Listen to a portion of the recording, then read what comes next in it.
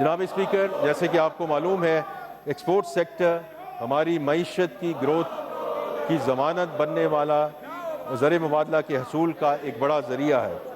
اس وقت ایکسپورٹ پر advance income tax اور minimum tax کی مد میں مجموعی طور پر 2% ٹیکس عائد ہے، جسے کم کر کے 1.25% کرنے کی تجویز ہے، جو منیمم ٹیکس کی مد میں ہوگا۔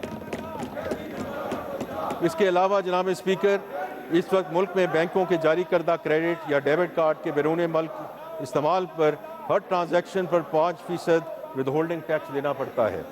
اس ٹیکس کی وجہ سے رقم کی منتقلی کے لیے غیر روایتی ذرائع کے استعمال کا رجحان بڑھ رہا ہے، جس کی حوصلہ شکنی کے لیے ود ہولڈنگ ٹیکس کی شرح کو 0.5% کرنے کی تجویز ہے، تاکہ اس معمول کی فائنینشیل ٹرانزیکشن کی سطح پر لایا جا سکے اور معیشت کو دستاویزی بنانے کی حکومتی کوششوں کو تقویت مل سکے۔ جناب اسپیکر، غیر ملکی اثاثے رکھنے پر کیپٹل ویلیو ٹیکس ختم کرنے کی تجویز ہے۔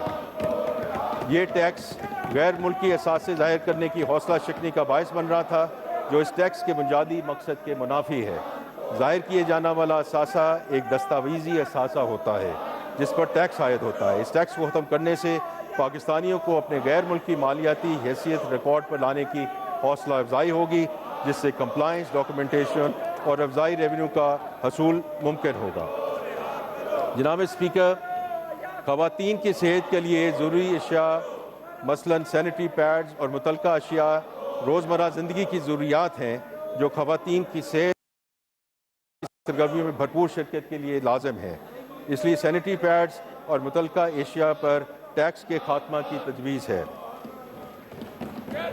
جناب اسپیکر، اس سے دوسرا اقدام کانٹراسیپٹوس پر ٹیکس کے خاتمے کے حوالے سے ہے۔ پاکستان آبادی کے اعتبار سے دنیا کا 5واں بڑا ملک ہے۔ آبادی میں اضافہ کی رفتار تشویشناک ہے اور خاندانی منصوبہ بندی حکومت کی اولین ترجیح ہے۔ اس لیے ہم کانٹراسیپٹوس پر عائد ٹیکس مکمل طور پر ختم کر رہے ہیں۔